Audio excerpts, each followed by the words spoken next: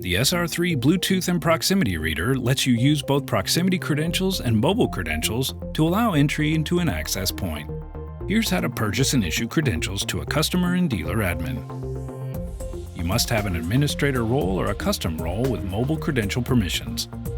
In the menu, navigate to Tools and click Mobile Credentials. Here you can purchase and issue credentials to a customer.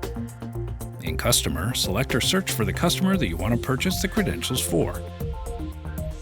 In Quantity, select the number of credentials you want to purchase for the customer. You can add notes in the Notes field to help you track items like why the credentials were issued and who requested them. When you're ready, select Purchase to buy the mobile credentials through your dealer admin account and send the credentials to your customer. In the History section, you can track any previous transactions made. You can see the date purchased, the customer receiving the mobile credentials, the quantity and total price of the credentials, the account who purchased the credentials, and any notes left at the time of purchase. You can export this information by clicking on the Export button. For more information on the SR3 Reader and other DMP products, visit dmp.com.